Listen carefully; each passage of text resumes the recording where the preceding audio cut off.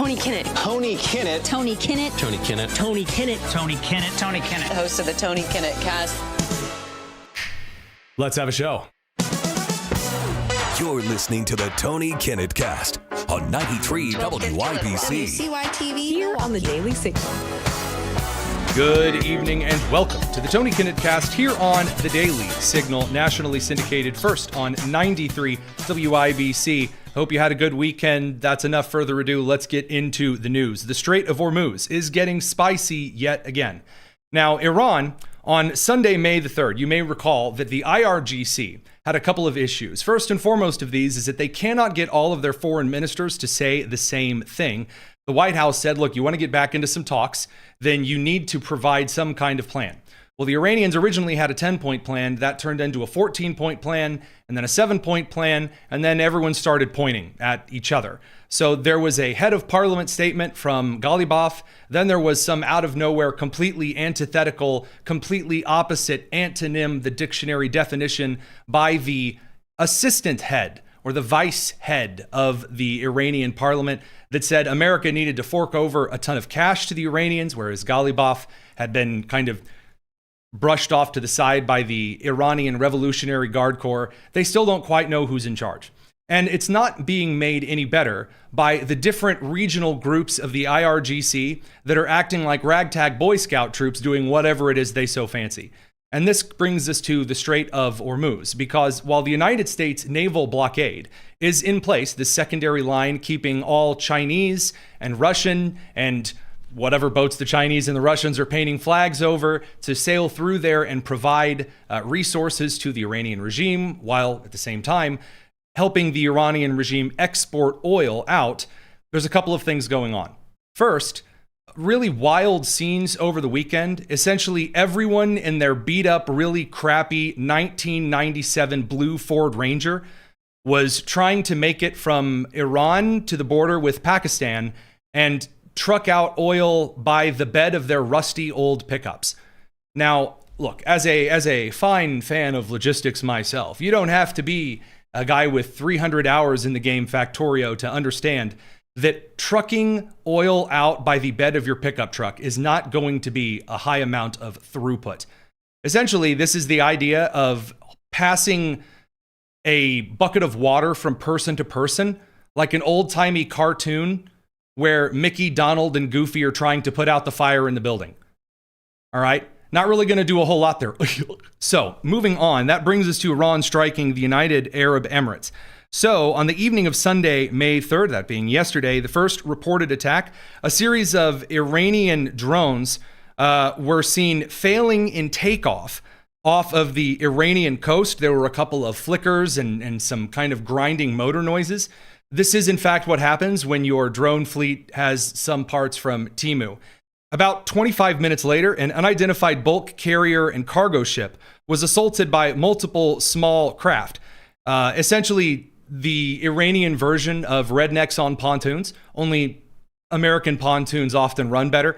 A couple of bass boats tried harassing the bulk carrier and cargo ship about 11 nautical miles west of Sirik, Iran. That's on the Gulf of Oman side near the eastern approach to the strait.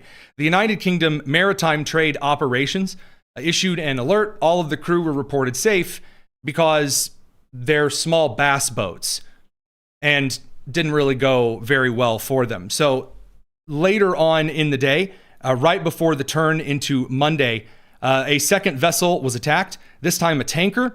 Now, in some accounts, it was an empty ADNOC-linked Baraka or similar freighter, but it was struck by unknown projectiles while about 78 nautical miles north of the Fujairah facility, the oil processing facility near the United Arab Emirates. So this is where we get into the UAE stuff. The crew was safe, no immediate major injuries or claims of responsibility. There was again an alert sent out by the English MTO. That brings us to early this morning, our time. So President Trump announced the launch of what's called Project Freedom, in which the United States Navy and a couple of affiliate organizations would begin guiding or escorting stranded neutral ships that have been stuck there for a month of Sundays safely out of the Persian Gulf through the Strait of Hormuz. The stated goal was humanitarian. You have a lot of crews who can't exactly order DoorDash to the area. So how did Iran respond? By hurling a couple of rockets because they say that this is a ceasefire violation. Now, as a reminder, one of the terms of the ceasefire is that Iran allow boats through the Strait of Hormuz. And then they said, no, actually, no boats are allowed. Then they said, actually, you owe us a toll that you can pay in crypto, because, okay. And then the Iranians decided they really didn't like this because what's really the clock that the United States is racing against right now is oil prices. Oil prices are high. The Iranian regime is hoping that even though their economy is dead, thus told the bells, as long as they kind of keep enough harassment on the Strait of Hormuz going long enough, maybe Congress will grab President Trump's hands and say, stop it, you got to let the Iranian regime live. And to do so, to try to really ratchet up the tension, already after the United Arab Emirates, the UAE, announced they were going to leave OPEC, the Iranians launched a series of their suicide drones and hit the VTTI oil facility in Fujairah. Now, this is where things get a little more interesting because of suspected Chinese involvement along with some not local Iranian hackers. So there's really no internet or access to a wider broadband network that's not currently under attack inside the continental landmass of Iran, as it were. So the Handala hack team, which claims to be some forward contracted group of Iran, attempted to hack the air defense systems at UAE's Fujairah port, which then set a couple of things on fire. I believe we do have a clip. It was kind of hard to isolate because there was some AI footage that's just getting more and more prevalent. But if we play it again here, you can see one of the export zones there for Fujairah was seen on fire. Now, the United Arab Emirates is, according to the official statements, planning some kind of counterattack against the Iranians. So right now, the IRGC-affiliated Tasnim news agency essentially told the UAE to mind its business and don't do nothing. And the UAE is apparently readying another flight of their Mirage jets. This would be the second strike of the UAE in this war. There has been a notice to airmen issued. That's a NOTAM, meaning it would be unwise to fly right now in the Middle East. These would be over most of the UAE, as well as parts of Bahrain and Qatar have also issued these NOTAM warnings. Hey, don't fly through expected potential either rocket fire from Iran or from a possible counter response. We'll keep you guys up to date on that if something there changes. That brings us to the United States side in this. So according to Nick Schifrin, he's paraphrasing some of the statements from CENTCOM Commander Admiral Bradley Cooper. Iran did attempt this afternoon to fire cruise missiles at U.S. Navy ships and commercial ships the U.S. was escorting through. These also included a series of drone flights, and small Iranian boats attacked commercial ships today as well. That's Admiral Cooper citing earlier news. The United States did move forward by sinking all 6 of the Iranian small boats. And says, quote, Cooper describes that to launch Project Freedom, U.S. ships used our own military technology to create an effective pathway free of mines before sailing destroyers through to set an example and then create a defensive umbrella to protect ships. So I have to kind of keep an eye on what's going on. President Trump did speak to Trey Yingst over at Fox News, threatening that Iran will be blown off the face of the earth if the Iranian Republic attacks the U.S. ships guiding vessels through the Strait of Hormuz. That brings us to the president's tweet this afternoon. You say, wow, it's really just a lot of salad so far. Not really exciting, delicious news, just a lot of kind of clerical stuff. Well, yeah, we got to bring you all of the up-to-date news before you start hearing all of these AI and fear-mongering accounts later this evening announce that all hell has broken through yet again. So the president of the United States posted early this afternoon, Iran has taken some shots at unrelated nations with respect to ship movement. Quote, Project Freedom, including a South Korean cargo ship. Perhaps it's time for South Korea to come and join the mission. We've shot down 7 small boats, or as they like to call them, fast boats. It's all they have left Other than the South Korean ship, there has been, at this moment, no damage going through the strait. He then says that tomorrow morning you'll have Secretary of War Pete Hegseth, Chairman of the Joint Chiefs of Staff Dan Kane, with a news conference tomorrow morning. So again, we'll keep you up to date on some of those details. Radio crew will send you guys over to the commercial and dive into some of this news about shots near the White House this afternoon. It's the Tony Kinnett Cast here on the Daily Signal. All right. Whew. What a lot of foreign news to get to. Let's get over to some breaking news on the local side, or at least developing news. This afternoon, there were shots fired outside of the I can't really say outside of the White House, but close to the White House complex. This is near the intersection of 15th Street and Independence Avenue. Hudson Crozier of the Daily Caller News Foundation was on site. Immediately, you had Secret Service, Capitol Police, and the National Guard swarming in as quickly as they could. And immediately, the concerns were that there had been perhaps another attempted assassination of the President of the United States. Now, Hudson Crozier, right on scene, started reporting all of these different types of vehicles rolling in. There were no further shots. There was a small evacuation of some press nearby, but the situation was calmed down fairly quickly. And that brings us over to the press conference, or the press briefing, I should say. Secret Service did confirm that one bystander was hit by the suspect. There were plainclothes Secret Service officers following the suspect around before the shots rang out. Here was the Secret Service official giving his recount of the situation this afternoon. Approximately 3:30 this afternoon, our plainclothes officers and agents that consistently patrol the outer perimeter of the White House complex identified a suspicious individual that appeared to have a firearm. They called in support from our marked uniformed Secret Service police to make contact with that individual.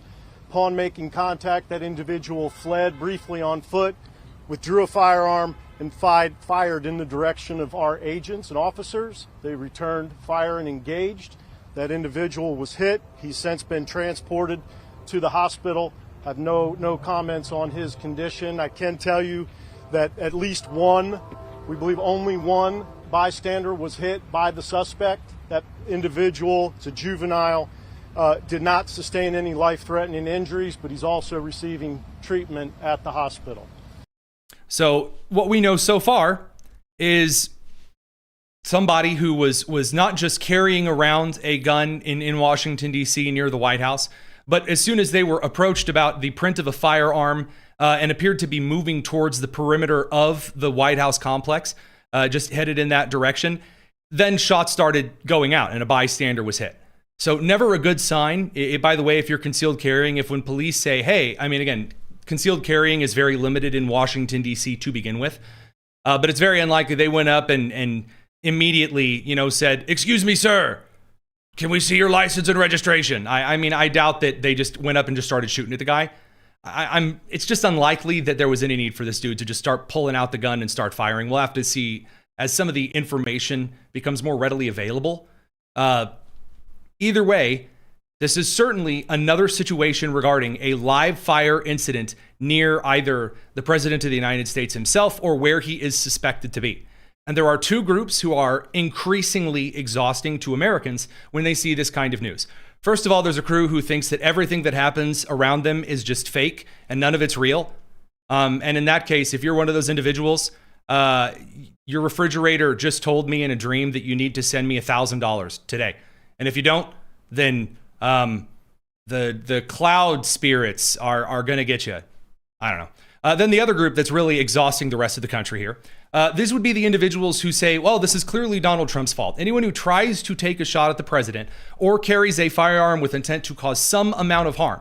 Again, he immediately started trading fire with officers outside of the White House complex or close to it, 15th Avenue and Independence.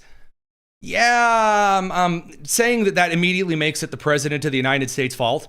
What, because he said Hakeem Jeffries is a disgrace for saying the Supreme Court is corrupt and illicit and awful and evil? I don't think so. We're going to move on to some other news. We have a lot to cover tonight, including a federal judge in D.C. Don't go anywhere. It's the Tony Kinnett Cast here on the Daily Signal.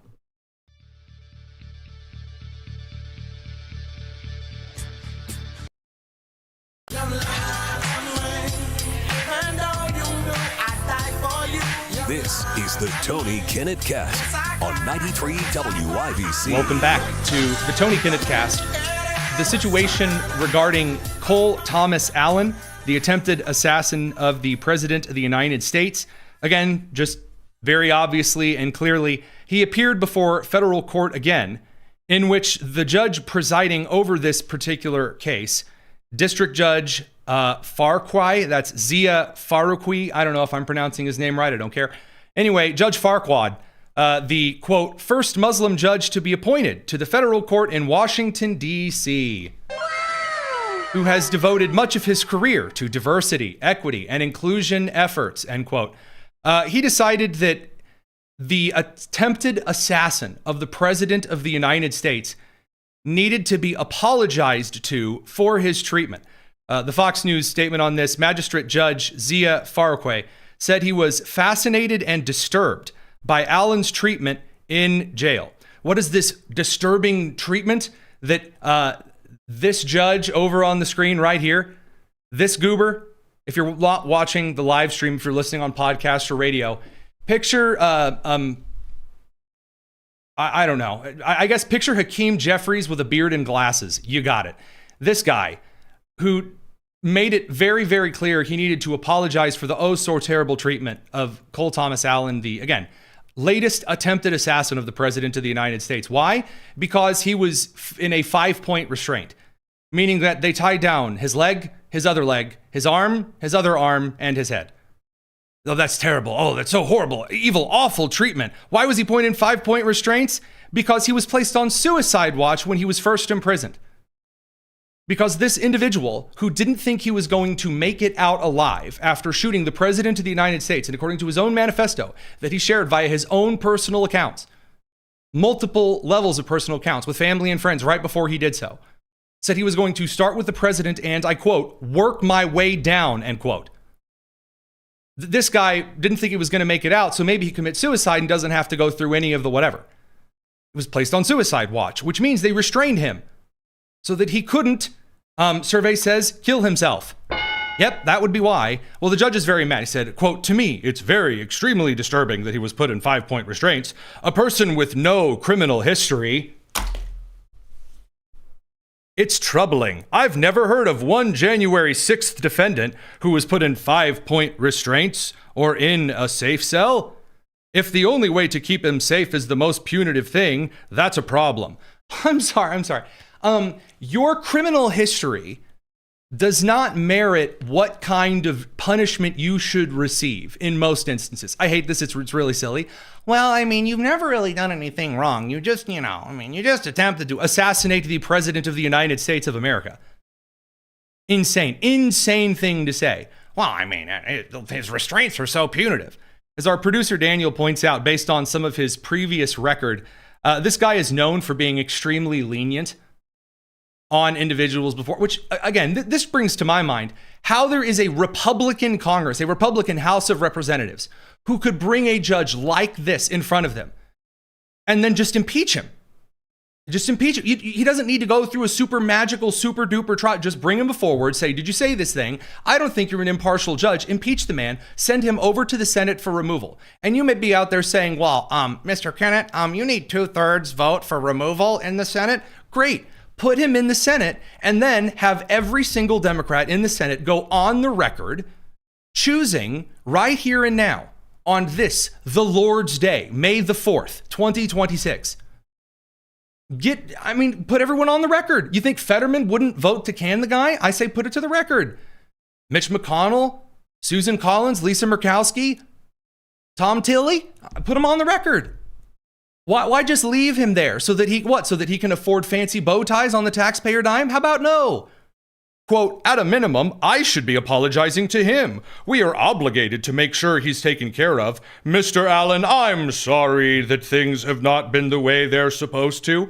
That is the gayest nonsense I have ever heard, and I have been forced to sit through an episode of Queer Eye. That is insanely stupid. Oh, I'm so sorry that you've been treated this way. Again, he was on suicide watch. I mean, what is this dude from Canada? I'm sorry we didn't let you hang yourself. Goodness gracious. the left and their judicial, ladies and gentlemen, and the right who will do absolutely nothing about them. Meanwhile, another story you didn't hear, Jonathan Rinderknecht, the man who ignited the Palisades fire, that killed 12 people and burned down 7,000 homes in California. It turns out, new evidence shows that he has a very creepy fascination with both restorative justice. In other words, the idea that after a crime like this, you should be talked to and apologized to and just like, hey there, I know you didn't mean to do what you did there. You need to just be better, maybe. That kind of restorative justice crap. Turns out he's a big, huge fan of Luigi Mangione, the dude who shot United Healthcare CEO Brian Thompson, not because Luigi had United Healthcare coverage. He just hated that there was a CEO out there of a healthcare company and went and shot him. Huge idol to the guy who set the Palisades fire that killed 12 and burned down 7,000 homes. So again, the left-wing action network is doing exactly what they openly promised to do. And the response, Todd Blanche may send the DOJ out to get some arrests. You may actually have some individuals brought before judges. But if the judge turns around and starts apologizing to the individual who is brought before them because the jail prevented him from committing suicide and put him in restraints. Oh no, he's not able to get up. These January 6th defendants, I'm sorry, show me where. The January 6th rioters, again, a selection of the most gun-owning people on the face of this earth, those being Republicans. Where was them shooting up DC? Where was the attempted by-gun assassination of the president or the vice president? They set up a fake guillotine. A non-functional one. Okay, that's gross. Yes, I agree. That's disgusting. But where was the Rudy Tooty point and shooty stuff? Huh? Remember when they burned down DC? Oh, they didn't burn down DC. It was, again, the violent left who burned down Minneapolis and Kenosha. The number of times we have to go through this. And then what are the Republicans doing? Well, they are continuing on the ground level to uncover incredible amounts of fraud. And I mean just unholy amounts. So it should have been enough when we saw the Minneapolis Star-Tribune reports over a decade ago about Governor Tim Walz and the massive amount of fraud he was ignoring from the Somali community in his state, as well as the Medicare, the Medicaid fraud, the Feeding Our Futures fraud, the SNAP benefits fraud, the healthcare funding fraud, and so on. It should have been enough then. But then when Minnesota state legislative whistleblowers tried to report this, Tim Walz went after the legislative auditor in the Minnesota state government. And then when Nick Shirley shows up and records outside of some of these fraudulent businesses, then that should have been a bigger sign to actually get some things moving and rolling here. Then additional fraud uncovered regarding the hospice care systems in California. Now there are reports of, for example, in my home state of Indiana, hundreds of shell companies for legitimate trucking businesses inside one residential neighborhood. Well, there are a couple of organizations I'm pleased to see are continuing to expose this fraud, even if, again, at the congressional level, while you were being told Elon Musk is a super big, stinky, bad man for wanting access to the very records that are showing really blatant fraud in not just places like Minnesota and California, but all across these United States. There's additional information and record keeping going on about this particular epidemic in the United States. Radio crew will catch you guys on the other side of the commercial, but we're going to keep going here on the live stream side of things. It's the Tony Kinnett cast here on the Daily Signal. So, the Daily Wire's Luke Rosiak, a man who never sleeps.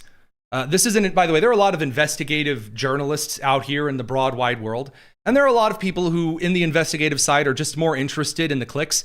Luke Rosiak has done more work on the investigatory side and spending months at a time out of the public eye by digging into some really gross cases of waste, fraud, and abuse than almost anybody that I've seen. The same amount of praise that I hold for that young lady from Lindell TV and her congressional on-the-spot interviews, I hold for Luke Rosiak over at the Daily Wire.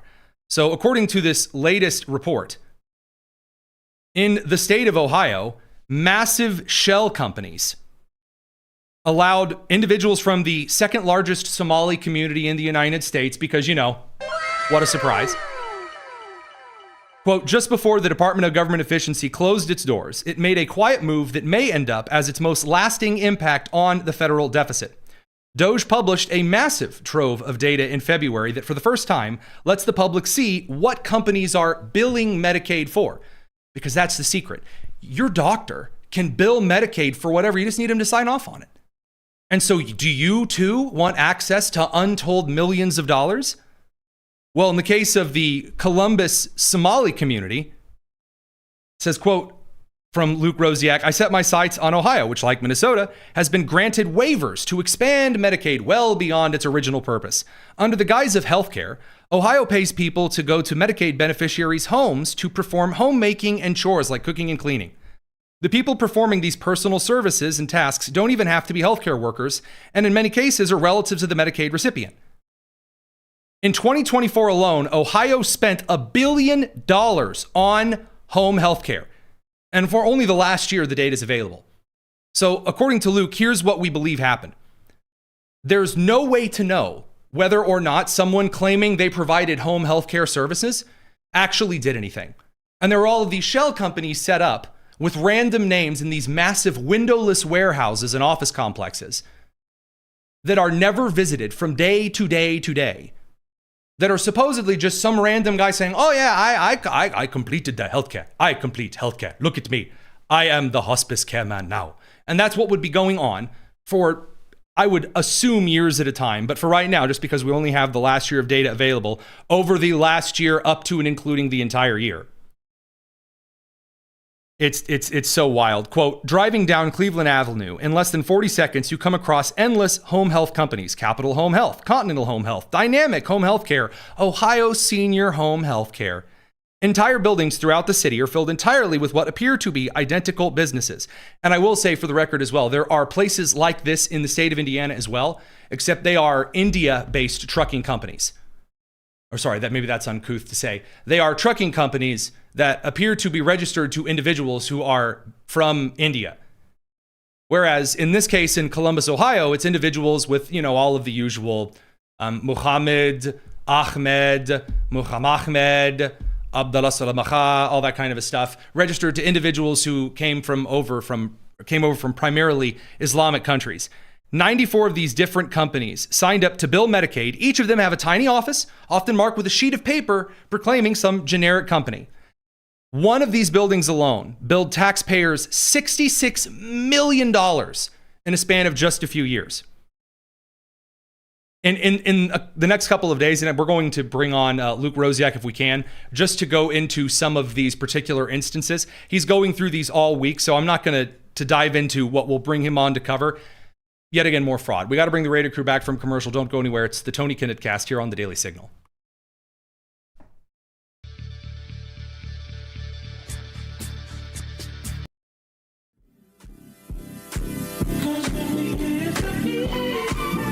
It's the Tony Kinnett cast on 93 WIBC. So there's a major amount of fraud over in Ohio and Columbus currently being exposed. Yet again, the Somali migrant community hard at work.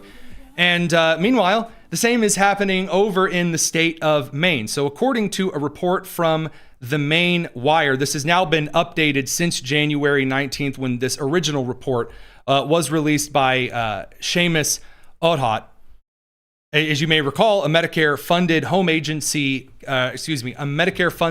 care agency based in Portland, Maine, was ordered to pay back nearly $400,000 in overbilled Maine Care payments in late 2024 after it failed to provide a variety of required documents despite multiple deadline extensions.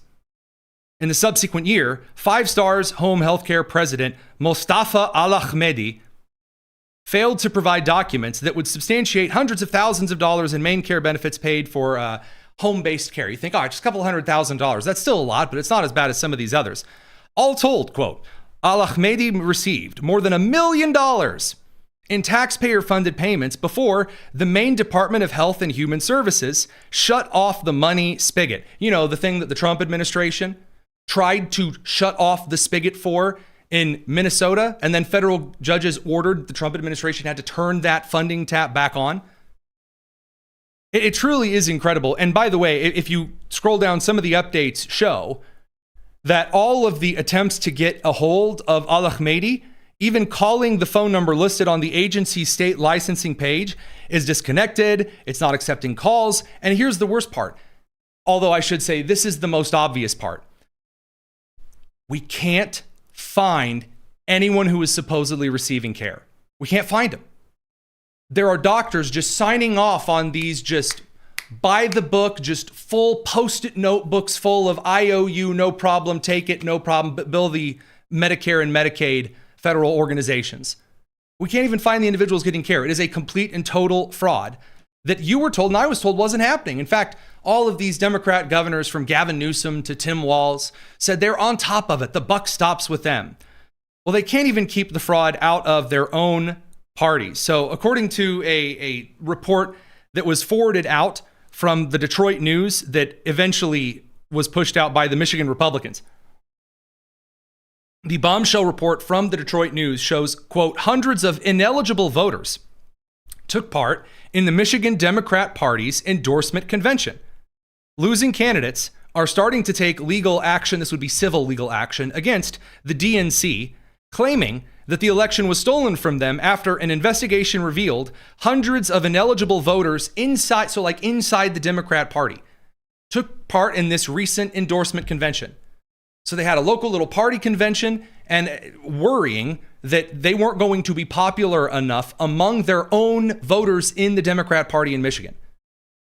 Several individuals enlisted the help of those essentially falsifying a ton of different ballots. Santana's campaign, all through this Detroit convention. Location data for all of these voting and devices, over 200 of these votes were just cast completely remotely. So essentially someone messaged a group to like a large group chat and said, man, we need to get through the most progressive pro-Islamist candidate that we can. And then reached out to kind of a falsifying like larger group chat. And then you had a bunch of people sending in votes who weren't even at the convention. Now, according to a friend of mine, David Shane, kind of summarizing this does appear to be literally true. And though there were people improperly, you can't really say illegally, like improperly because it's a private convention. There may be civil damages here that can be sued for, but it's not illegal to rig your own. Like if I was in high school and I rigged, voted to be most popular and handsome, no matter how true it is, if I didn't get it and I rigged that election, then that's not illegal. That's just a case of somebody kind of rigging their own little private nonsense. But in broader fraud, the situation regarding the Southern Poverty Law Center is getting much, much, much worse. And this would be according to Tyler O'Neill, my colleague over at the Daily Signal. Is a fascinating report on how shortly after the indictment into the Southern Poverty Law Center, in which you will remember, is under a series of indictments from the Department of Justice because they used shell companies to fund paid informants of the leaders of many of the white nationalist organizations that would then go out and, based on the individual paid by the SPLC, plan events like the Unite the Right white supremacist rally in Charlottesville. So right now, there are two major crimes that the SPLC, as you may remember, the Southern Poverty Law Center, is being hit with. Number one is paying for a lot of these extremist organizations and things. Number two is they are lying to their donors and also lying in tax documents as well. You can't do that. I can't set up a fake company and I can't just set up a random photography company and then use that fake photography company to pay for someone else to inform me. That's not allowed. And when state or federal law enforcement do this, there are heavy regulations and oversight that are supposed to go into this so that you're not paying off the mob. But in this case, this is where things get a little fun. After all of these shell companies came out, and again, a lot of people who donated to the SPLC say, wait a minute, I just funded what? Well, Representative Jamie Raskin, Democrat of Maryland, and Mary Gay Scanlon of Pennsylvania publicly cited this random whistleblower report. Amazing, incredible, from inside the Department of Justice, who is claiming, and now this is just being taken as gospel because you know how this stuff works. When it's a whistleblower from inside the Minnesota state government, we all pretend that it doesn't exist and that it's not real. But when there's a random whistleblower without any name or any other corroborating evidence inside the DOJ, we're all supposed to stop and be wildly impressed. According to this whistleblower, They claim that the Department of Justice has rushed the case despite, quote, serious concerns about its strength. So first of all, that's not why the Department of Justice prosecutes things. The Department of Justice is not just supposed to sit there and say, well, I mean, we only prosecute cases that we know with 100% super duper certainty we can nail them to the board on. No. So there are individuals still inside the Department of Justice, as my colleague would refer to them, the deep state, who have been there for years and years and years, who are trying to derail Department of Justice investigations. Why? Quote, from Tyler's piece here specifically, essentially mocking that the if we are using this standard of evidence, then should the FBI itself be indicted as a co-conspirator because the FBI used informants? No. Not how that works at all. So the acting U.S. Attorney General did tell my friend at the Daily Signal, quote, as I have not yet received any letters 4 days after the media received it, I will simply state the evidence in the case supports every single word in the indictment, and I look forward to litigating the case in court. Meaning this, the whistleblower inside the DOJ didn't even say, hey boss, I got all these problems with this here investigation. He didn't even do that. Some random whistleblower who, totally real, by the way, just said, here are all of these issues that I have. It was really rushed. And didn't actually send them to the individuals prosecuting the Southern Poverty Law Center, just forwarded them to a bunch of random news agencies. It really is wild to watch. Now, the SPLC is claiming they totally handed over a lot of information from field sources to law enforcement, but this is really scanty. And it also turns out that a lot of the stuff they supposedly paid for never made it to, again, being in front of law enforcement. And there's never any record that we have of the Federal Bureau of Investigation or the Department of Justice overall giving the Southern Poverty Law Center the clearance to lie to their donors and violate the IRS statutes for being nonprofit organizations to take donations in general. Again, the Southern Poverty Law Center has an action fund as a little branch of their nonprofit that allows them to endorse candidates. So they understand the legal implications of not following nonprofit financial law. They just chose to completely ignore it in this case. And now they're saying, well, actually, there was that time in 98 that I texted this guy. I thought that was like a cop of some kind. And I don't ever know what happened to it. Great defense. Great. Best of luck to you. Best of luck to you with this one. But as I've said before, when you are going to commit certain kinds of fraud, I highly recommend not committing the crime, the kind that there are really easy paper trails to follow. And this really clearly looks like one of those. Don't worry, I'm sure it'll be some random federal judge to the rescue. Radio crew will send you guys over to the commercial. Try not to commit any financial fraud while we're gone. We're going to continue on the live stream. Don't go anywhere. It's the Tony Kinnett Cast here on the Daily Signal. All right, let's talk about some of the other exciting local stuff.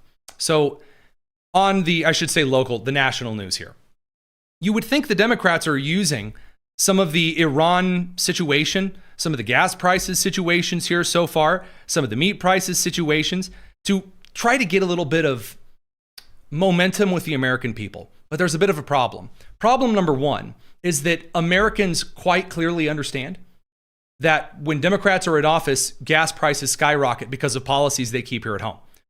So they're not really succeeding there. They're also claiming that Republicans are making food prices really expensive.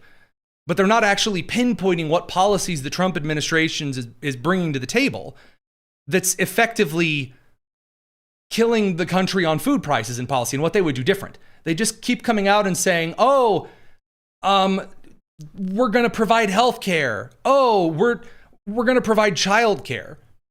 Well, they're starting to miss their opportunity. And they're missing their opportunity to kind of gain a little bit of momentum here for two reasons. Reason number one is that the Department of Agriculture under Brooke Rollins is doing everything that they can, at least from what I've seen so far in the federal documents, to alleviate some of the grocery store issues regarding the availability of beef, which again, cows are not born and then next week in the packaging at the supermarket from fully grown cows. That's not a thing.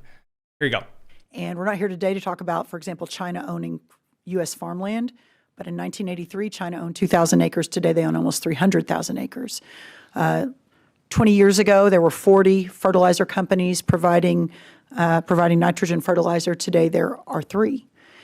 Seeds the same. It is a national security issue, and at the same time, we're losing thousands of these producers every year. So, two things can be true at once here, and I want to make this clear. Right now, the Republican Senate is really just kind of hoping that everything will end up fine while they do nothing. Now, again, Senate Majority Leader John Thune has told a ton of the caucus, hey, please don't ever talk about killing the filibuster. Please, oh, please, oh, please.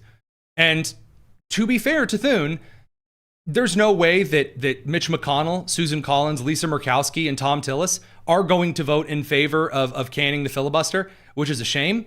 But gee, it sure would have been nice to talk about this kind of stuff while we were gearing up for primary season. But alas, in the meantime, what does that leave the Trump administration to do? More and more things are being declared national emergencies.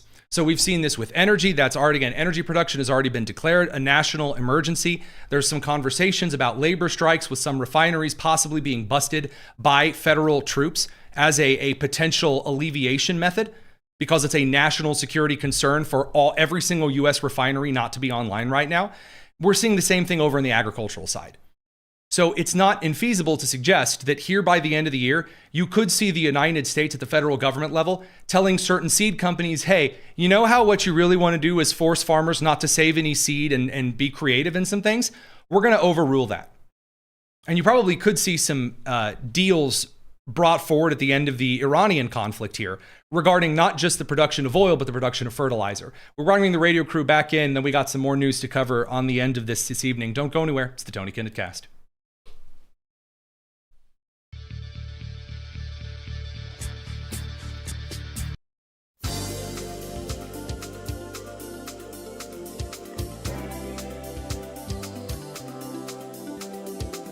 You're listening to the Tony Kinnett Cast on 93 WIBC.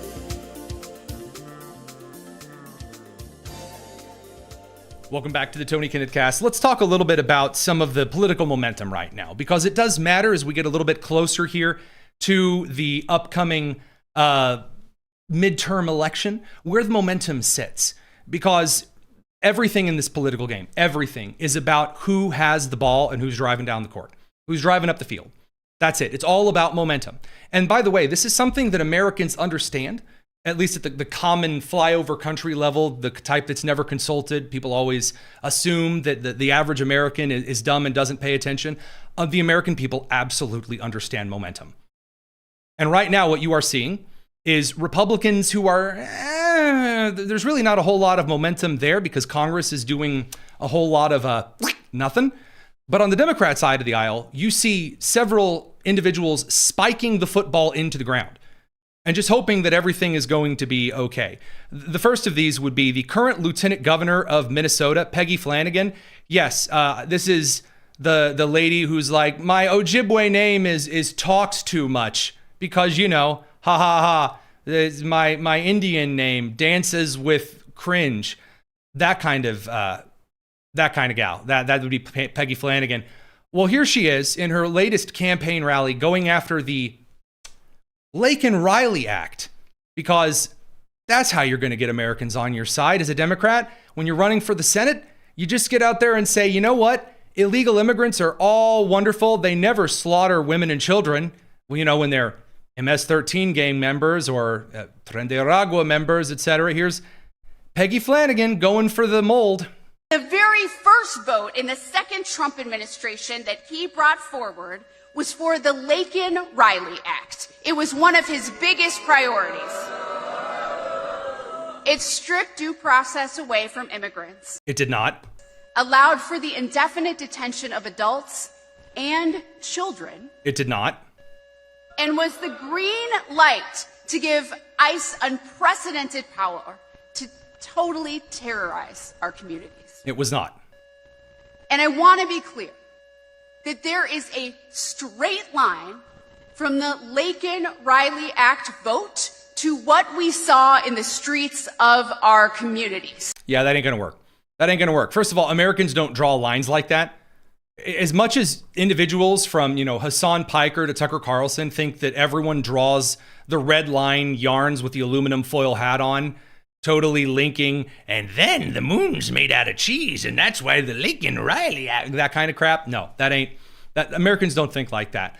What Americans do notice, though, is if you want to repeal the bill that allows illegal immigrants who have been convicted of violent crime to be turned over to the federal police, because it's so shocker, and this is going to be amazing to you guys. I know.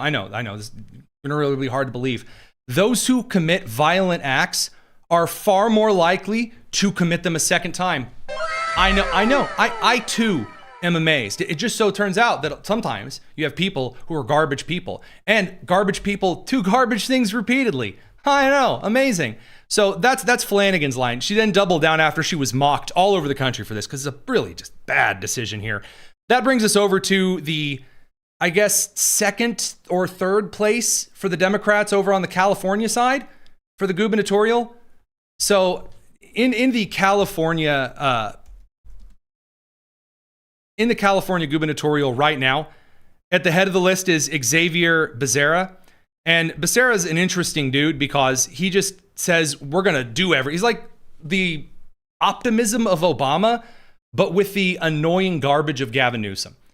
So essentially, Xavier Becerra is like, Gavin Newsom, we're going to do that 3 times as hard. That's his strategy. And then you have Tom Steyer, who has no idea how anyone outside of his little gated community lives, and just says, we need to tax rich, I'm the rich, make me governor. That's Tom Steyer. And then third, you have Katie Porter, who is, aside from being a genuinely abusive person to her husband, to her staff, just a horrible lady, she has decided the move right here, right now, is to act like Frodo Baggins on camera, but like with the personality of Gollum. And I'm realizing now that because she uses rather naughty words to communicate this, I'm going to keep this until after the broadcast radio hour is finished. Regarding ICE, because I told you that, again, Democrats are trying to spike political momentum into the ground. Democrat Connecticut Governor Lamont just signed a bill from allowing ICE, Immigration Customs Enforcement, to wear face coverings in the state at all. Here was, taking a big victory lap. Oh, it's aimed at protecting civil rights from ICE. That's how Channel 3 puts it. So federal courts have already struck that down in California. There is no law that Democrats have put forward yet that has been upheld or used language that would be different than what's already been smacked down. Meaning this, they really want to force ICE to oust themselves at a time when there was, again, a 700% increase in attacks on law enforcement. That's going to get smacked down real quick in a hustle hurry. The precedent already exists. And the language in the Connecticut bill is, I know this is going to shock you because you know how much I've been comparing Connecticut to California recently, almost the exact same. But from the California, but wow, they're the exact same. So incredible. Not going to be useful at all. Meanwhile, my favorite thing here is that while you have Senate candidates like Peggy Flanagan, in Michigan you have that crazy fool from the Dearborn area running for the Senate, who's just like openly praising Hamas and Hassan Piker and a ton of other stuff. The Democrats are bringing their most radical to the table. Bernie Sanders has come out and said, how dare you? We have to run the craziest people out there. Because even so, the Republicans, they learned the lesson that people thought was crazy. We have to run the crazy because of Bernie Sanders, and we have to run it. Go. People are looking for an alternative. People are looking for the shoot in the street and the bombing people.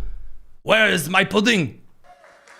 People want a vision as to where we go as a nation. Status quo politics is not good enough. So here you go. Here's Bernie. He's trying to ramp up the populist sentiment on the left side of the aisle. There's one small problem there. The majority of voters in a general election are not the populist bases from either party. They're not. The majority of voters on the right, including the lean right independents, are not the populist base of the right. The majority of voters still somehow on the left side of the aisle, including left voting independents, are not the hyper extreme progressive base, although that base is growing. And so if you're going to make the argument that you need to get into the election and that all of a sudden, all of the normal independent-ish moderate people in the middle of the country are going to suddenly come out and vote for radical, then they're, endorsing Peggy Flanagan. And what is the vision? The vision is that we will give you everything for free. We'll give you the health care, and we will give you the medical care, and we will give you everything for free. And we will ban AI and robots because they scare me, and I did not like iRobot with Will Smith. It was not very good. And then when you ask, well, wait a minute, the only guy in the country right now who is trying this crap is Zoran Mamdani in New York. And he has to come before the crowd at the podium every month and a half to announce, I have an announcement, we're out of money. And then everyone, but it's okay, because even though we're out of money, I still want more money. And that's his thing. That doesn't make an appeal. There's no momentum generated there. And also, to be clear, to be fair, Americans are kind of tired of being told the next election is going to save everything. We're a very instant gratification society, but we've been told the next election is going to be amazing and you're going to have rainbows flooding out of every orifice. And the government's not going to solve every problem that you have, nor should it. Radio crew, we're going to send you out for the evening. We're going to continue here on the live stream. We've got a lot more to cover, including some clips I couldn't play on the broadcast show. It's the Tony Kinnett Cast here on the Daily Signal. So what does Peggy Flanagan of California have to bring to the table? How is she going to get more socialist than Becerra? Well, she's going to do a few things. Number one, again, looking like Frodo Baggins is a good start if you're running for sheriff in the Shire. Now, running for governor of California against Xavier Becerra, probably not going to work. But either way, here you go. The second thing she's going to do that one congressional lady who said, I never cuss, but we have to F Trump. And everyone died on the inside. Well, here you go. Katie Porter, Frodo Baggins. Katie, before we go, any other issues, blind spots that you think maybe not be getting enough attention that you think is important for our audience to know? Yeah, I would just mention two things. One, I've wanted to tell you this for a long time, but, I came on Midas Touch a long time ago when I first got ready to launch the campaign. And I've actually made a lot of references to the Midas Touch during this campaign. And what I always say to people is, Okay, first of all, simping for the network that you're on while you're doing the interview is really gay. It's really lame. Don't do it. Don't do it. And I have no problem with someone at the front of the back end going, hey, I love watching the show. That's cool. But if every minute you're on the show, they're like, well, you know how much we, with all of this, and we also love this, and we also love you. Oh, please love me, love me. It does, in fact, come across as desperate. Maybe destroying the ring had a bigger impact on him than we all thought. I get this question about Donald Trump a lot. What about Donald Trump? And I always say, if you guys heard of the Midas Touch, what does that mean? And somebody will say, yeah, you touch things and it turns to gold. And I always say, yeah, well, Donald Trump, he's got the shit touch. Everything he touches turns to shit. It's like the opposite of the Midas Touch. And people always laugh about. Ha ha ha ha ha. Get it? It's like the opposite. Get it? It's so fun. People ask me, in politics, to be clear, and I can say this now, finally, as someone who occasionally gets a couple of questions politically, I never get a question like that. So what do you think of Donald Trump? No one ever asks anyone that, because everyone in the United States knows exactly who he is, period, at all times. Oh, see, I get it. I swore I'm such a cool, hip happening mom. My precious. You're just fantastic. So California is doing really well with their candidates. This brings us over to Hakeem Jeffries, because a good old Ron DeSantis, the governor of Florida, he signed into law today the latest redistricting measure. I will say, as a Hoosier, I'm very jealous that my Senate majority leader, he goes on CNN and acts really stubborn and obstinate when he's asked if he would redistrict, even though, again, Andre Carson's district in Indianapolis is a racially gerrymandered district. Anywho, that's that. In Florida, the House proposes a bill, the Senate passes it, and it's on the governor's desk, and he signs it. Amazing. I too hope that someday that we actually have a legislature that does things, instead of a bold vision being, tolling I-70, incredible. I know. A man can dream. While I'm wishing for things, I love a pony. That brings us to the redistricting fight. So we've got a little bit here ready to go, because again, you remember the Supreme Court last week struck down the racial gerrymandering thing. This made a lot of people very upset. So right up front at the very top, you've got J.B. Pritzker, the governor of Golden Corral. He's here. He's ready to tell you that the Supreme Court is super duper racist and stuff. The Supreme Court's decision to gut the Voting Rights Act is an abomination. Frankly, it's an attack on a crown jewel of our constitutional republic. Racial gerrymandering? The crown jewel of our republic is drawing, as soon as we import enough people here of an ethnicity, we draw a circle around them that, again, looks about as logical as hair that's been dragged through the mud. Again, I remind you, Illinois' congressional map is a disaster. If you show Illinois' congressional map to children, they'll scream. That's the crown jewel of the country, is saying, hey, there's enough of you here. Then everyone else in your district, screw you, because since you're all the same color and you all smell the same, then you all are gonna vote the same. I mean, some might say, wow, that's an incredibly racist thing to suggest. That is what Pritzker's alleging here. Every eligible voter, no matter who you are, counts in this country.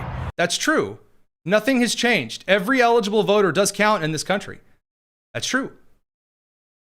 It is still, again, if you are a citizen of the United States, you may cast a ballot. Now, again, in your district, there may not be enough ballots to overcome the other party, but the Constitution wasn't written for the argument you're about to make. Representation matters, whether you're in the majority or you're in the minority. Here in the land of Lincoln, we're fighting back, upholding our values, and safeguarding democracy. Yes, we're fighting back. We're going to safeguard democracy. And you know that this falls apart as well as I do. Because now we have some very fine individuals out there that are losing their marbles. And when I say losing their marbles, they're throwing a conniption fit over the Supreme Court decision because Tennessee may be getting ready to do some redistricting. Marsha Blackburn has pushed this really heavily. Governor Bill Lee, he's called for a special session now to redraw Tennessee's U.S. House map. And this has upset people. Why?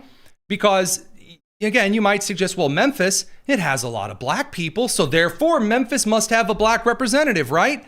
Well, that's kind of what it appears Emmanuel Felton over here is trying to say. He says Memphis is the second blackest city in the country. I mean, I guess that, again, Bern, Indiana is a rather Swiss city. Do they get a Swiss representative? Anyway, it's the second blackest city in the country. And it's about to be gerrymandered within an inch of its life so a white Republican can represent it in Congress. This was exactly the thing Congress was trying to address with the Voting Rights Act. Now, you may be out there suggesting, well, if he says that a white person is going to replace, whatever, then there must be a black Democrat who's currently in office because it's the second blackest city ever. I mean, wow. Only there's a problem. The current representative is this white dude. It's got a little Emmanuel Cohen here. So the white dude is the representative. Well, okay. Well, who's he running against? I bet he's running against like Colonel Sanders, like the whitest guy ever. No, he's running against a black woman as a Republican. So Democrats are doing fine. It's all going very, very well at the moment. Real special. Now, I've mentioned Mamdani earlier. New York City's Mamdani has, called ICE cruel and inhumane after a mob assaulted federal agents arresting an illegal immigrant in Brooklyn. This is really not going to go well over the long term. Mamdani's approval rating is already sinking like a stone. You can only go, hi, I'm Mamdani. I'm here to look at your house and your apartment. And, oh, hey, their window seal isn't window sealing. Like, you can only do that so much before people go, hey, that's really great. But what are you doing? And by the way, this has happened to the right as well. You've had Republicans who have gone over and done like big rallies. Trump learned this during the previous midterm elections, for example. He would go and he would do a big rally and it wouldn't necessarily change his performance or the Republican candidate's performance in that area. Why? Because when you're in the middle of governing, people don't really want big rallies and shows here. They want you to do the stuff. They want results. And it is one of the reasons why Americans are rather concerned over, again, a particular lack of results. But hey, no worries. Hakeem Jeffries, he's out here ready to go. He says the two things. Number one, the Supreme Court's super corrupt and evil, so we have to rig the court forever. Okay. And then number two, it's time to redistrict New York again, which just, quote, today, House Democrat leader Hakeem Jeffries and Committee on House Administration ranking member Joe Morrell released a statement announcing a redistricting initiative, the New York Democracy Project. House Republicans have failed, and the American people know it, said House Democrat leader Hakeem Jeffries, like Will Shatner and Barack Obama mixed together. So again, gerrymandering is bad until it's good. Until it's bad, until it's good again. We'll see where, again, some of this stuff goes. It will be funny to watch, though, as with regard to Illinois and New York and California, for example, as well, who think they can just do like these super total ultimate gerrymandering things. Guys, you can only draw the lines in such a specific way as long as there are definitive populations spread along a certain density. Like, as much fun as it would be to draw some insane child's loop-to-loop mobile game puzzle of connecting one pipe to the other, yeah, it doesn't quite work like that regarding what the federal government does require and a lot of state constitutions require of redistricting. So best of luck to them. Very exciting and stuff for sure. And finally, that brings us to kind of one last thing here before we toddle off, and that involves a really disturbing video from two gay dudes that's been getting a lot of national attention on the cultural side. So again, on the cultural side, we've talked about kind of the political aims, the economic proposals. Now we have the cultural aims. So right now, there is a trend in the country that has not yet ended of individuals who are on the LGBTQ plus whatever side that are adopting children and then putting those kids on camera, which, for the record, I really don't like it when parents, put their kids all over the camera anyway. I really can't stand that. But yeah, I really don't see this going the way that a lot of people are hoping for. So we're going to pivot over to a really excellent conversation with Katie Faust from Them Before Us. A lot of good stuff tonight. Don't go anywhere. Lots more to get to. It's the Tony Kinnett Cast here on The Daily Signal.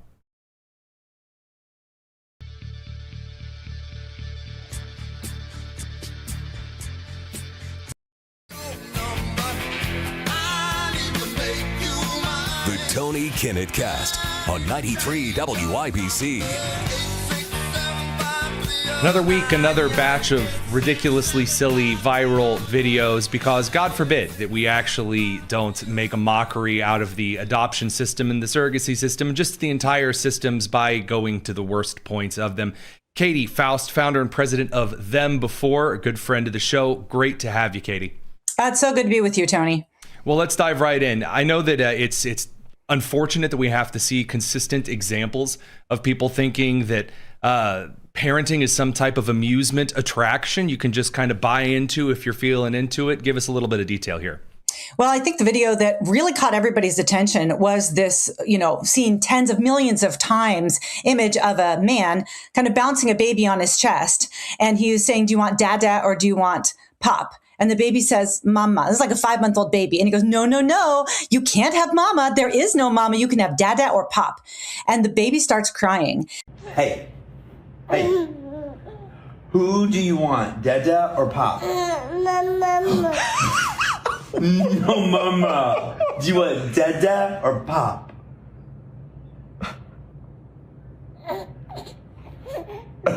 Who do you want, dada or pop? No. Do you want dada? You want pop? No way, Jose. I think. Oh, there is no mama. I'm so sorry. You have dada and pop. You have pop. Two choices. No mama. No.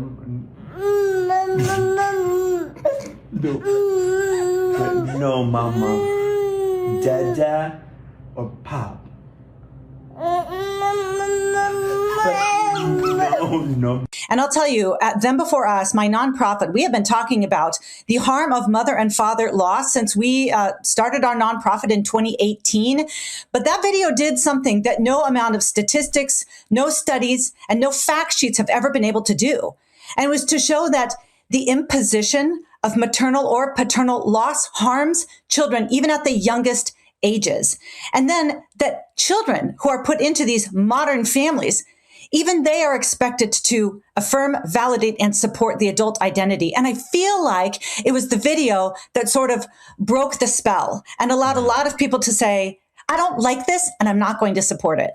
There's something that is, I think, that came out of the Doubtfire era, where we just decided that marriage was something that needed to be kind of deconstructed, and that children could really just have whomever. You could have, dad and then Big Bird, and then it was fine. That was all that you needed.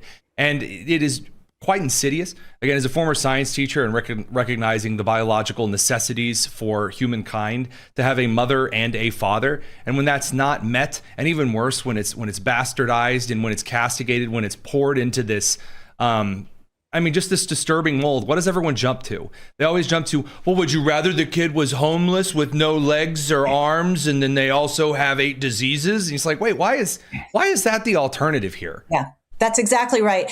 Very often, to make their case, they have to appeal to other forms of family brokenness and child loss to say, see, it's not that bad. Would you rather they're beaten every day, like all their entire lives? Like, wait, what homes are you looking at here? Well, that's exactly right. But it does show an actual consistency in the worldview in that they know that it's something broken.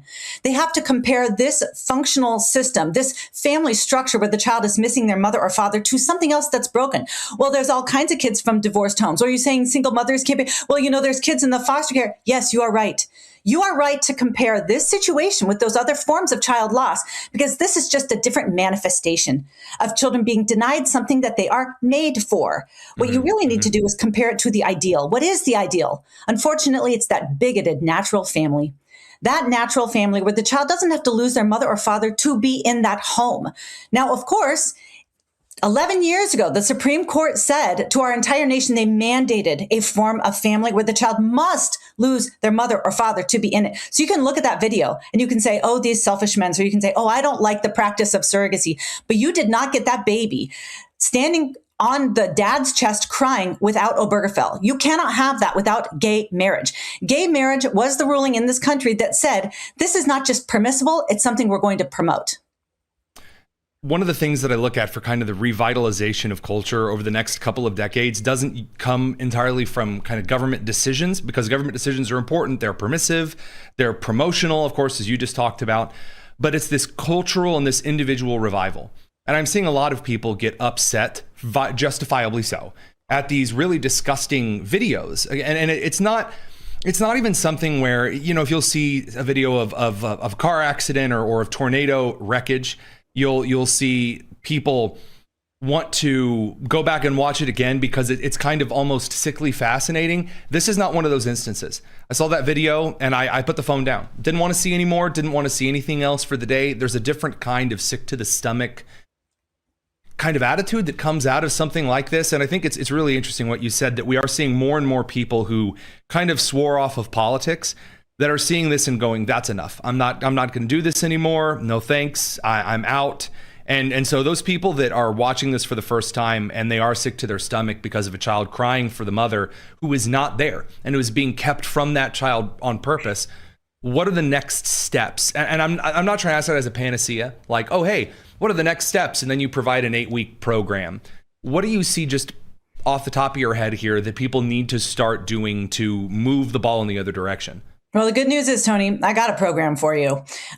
There's 3 things that have to happen. If you get justifiably enraged about a child who's been commercially denied their mother and then made to cry because they somehow have not been infused with enough political correctness to validate their father's distorted form of family, there's 3 things we need to do. Number 1, we need to force the law to tell the truth about marriage and family. We need to force the law to state plainly, children come from a man and woman. They need that man and woman. They get their identity from that man and woman. They're most likely to be safe and loved when they're raised by that man and woman, and they developmentally are advantaged when they're raised by a man and a woman. The law needs to tell the truth.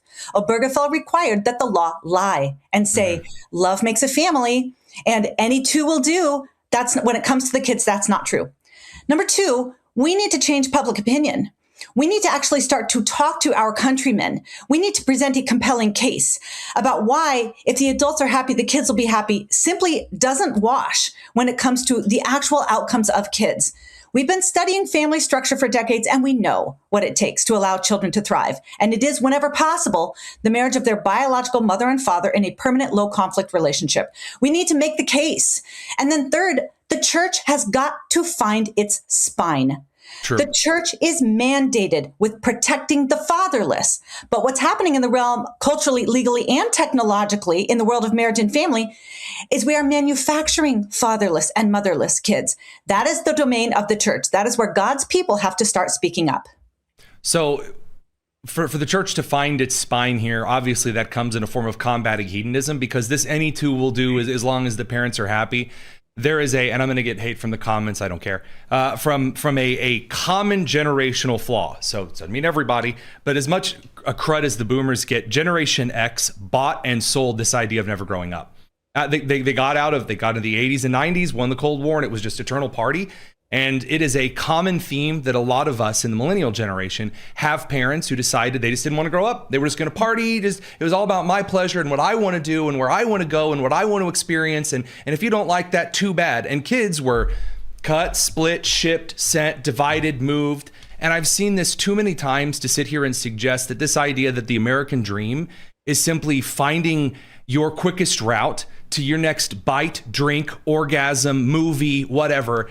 It's ruined this country. It has. That endless pursuit of pleasure has screwed over the lives of hundreds of millions of children, and it's only going to get worse if we don't directly address that. And I think you're right, by the means of the church. The name of my organization is Them Before Us, because someone's got to have to make a choice. Is it the kids that are going to sacrifice for us, the adults, so we can have that next orgasm, that next hit, that next bite, that next court case that validates, whatever it is that we want for the immediate moment? Or is it going to be us before them? Who is going to do the hard thing? Are the adults going to do hard things for kids? That's a society characterized by justice. Right. For so long, we've said it's going to be the kids that sacrifice for adults. And that's why we're seeing such rampant injustice across the nation. I think that, again, right on point. This is one of the reasons why we recommend you go to Them Before Us, thembeforeus.com. Katie, I can't tell you how happy I am to actually finally get you on the show and talk about these things. We'll have to bring you back when we have a little bit more time and kind of shred through some of this stuff together. Great. Thanks for having me, Tony. All right. Before we get out of that, and I will get to some of this, some of the externalities, I do want to make it clear that there is a ton that you can do for those who are in really awful situations like that. Those who foster children, those who participate in our adoption system are some of the best people in this country. Those that voluntarily get into that to try to give kids a better life of a mother and a father are some of the greatest people among us, and organizations that support those efforts. Because again, hey, it's National Foster Care Month, being May. That brings us over to some of the organizations that I like the best, including our show's sponsor, the Alliance Defending Freedom.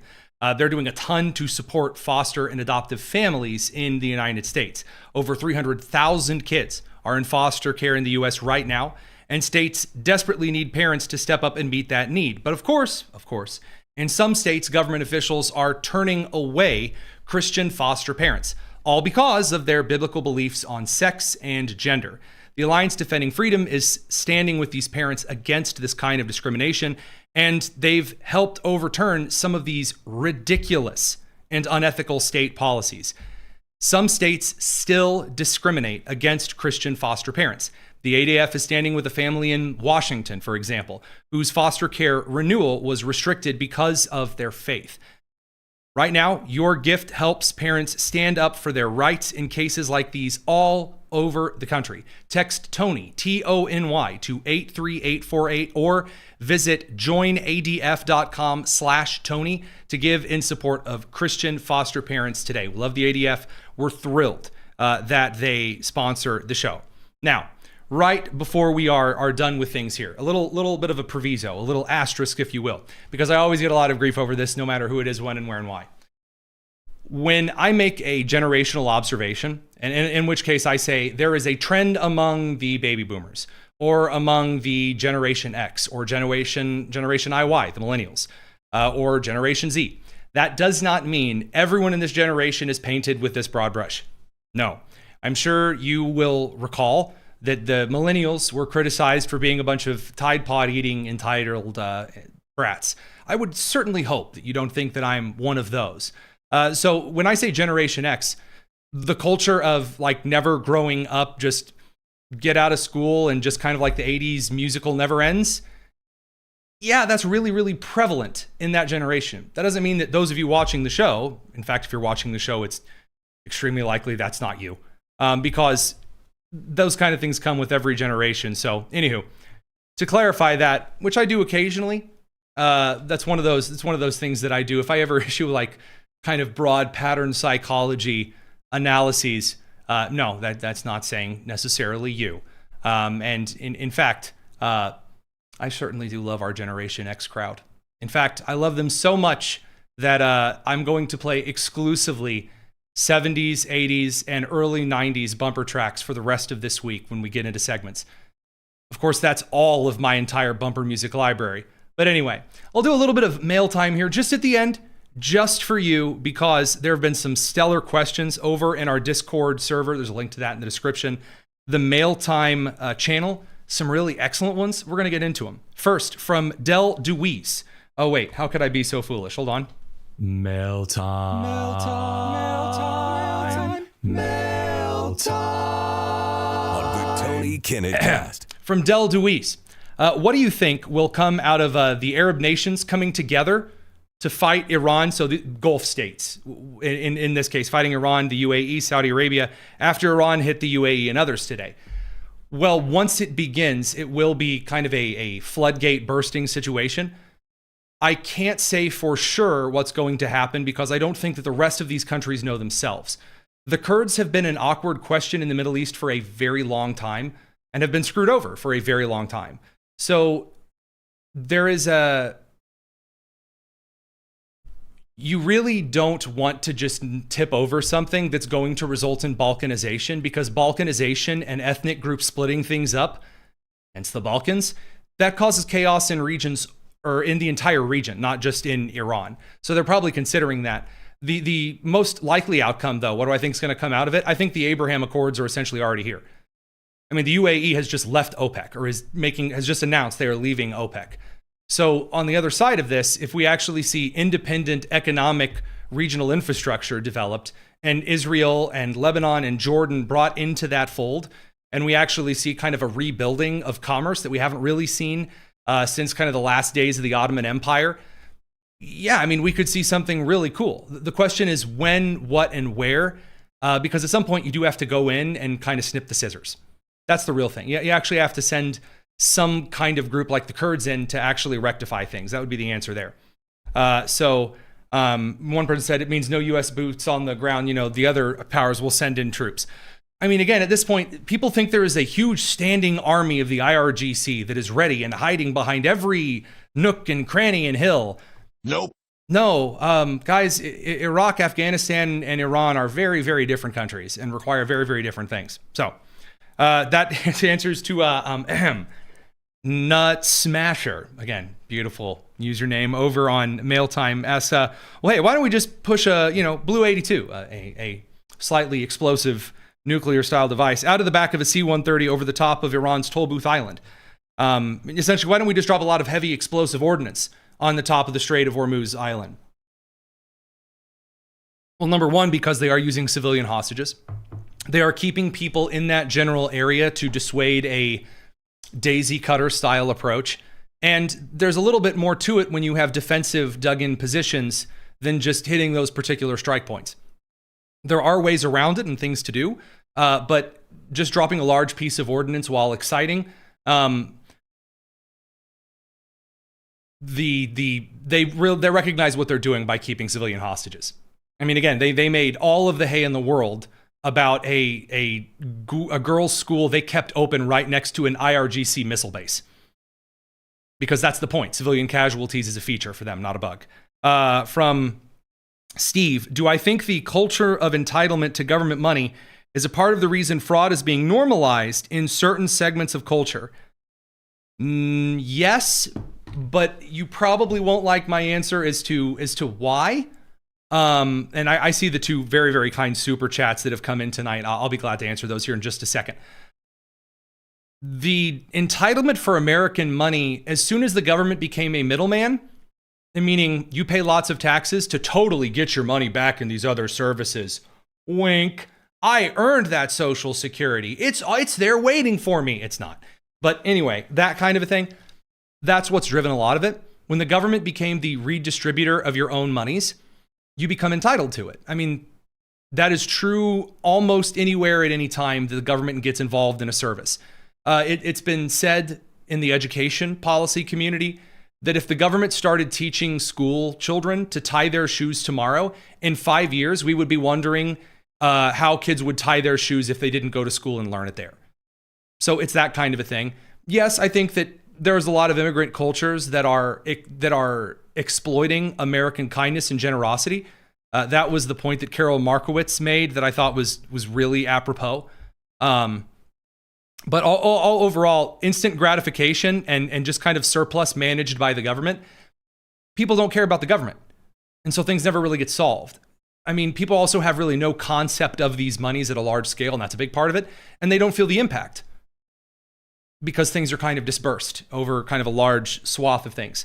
That brings me to two very, very kind, large super chats, which again, you guys don't need to give huge super chats for the show, for sure. From Kevin Stankiewicz, who's given several kind super chats before, a $20 super chat. He said, President Trump needs to use the Defense Production Act to require California oil refineries to stay open and prevent Gavin Newsom from shutting them down, cutting off the Southwest and the Pacific Fleet's fuel supply. So the answer to that question is yes, he probably does, but this is, in fact, a slippery slope. I'm sorry. The Defense Production Act, the idea that the President of the United States can just declare a national emergency. Again, in this case, I agree with you. I think he's right. I don't like it anyway. Even though I want him to do it, I don't like it. Anytime the president of a republic starts declaring things national emergencies because people stop caring about the legislature and the legislature gets into gridlock and the legislature never passes anything and people are like, we need to pass stuff. And so the executive says, don't worry, I'll do it. Executive order time. Every republic that has tried that has failed. I will repeat that.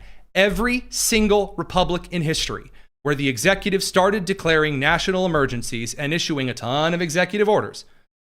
Trump is nowhere near the first of these, by the way. Everyone has fallen. Every one of them. The only way forward for this country is Congress caring. That's it. That's the only way forward. Now, that said, given the current infrastructure, should Trump actually do kind of the Reagan with the TSA and actually kind of federalize certain production points? Given that he has signed certain executive actions declaring a national security issue, yes, I think he should. And there's a refinery of some sort in Indiana as well that had some labor strike issues. And that's what I was alluding to earlier in the show when I said that. I do think that's necessary.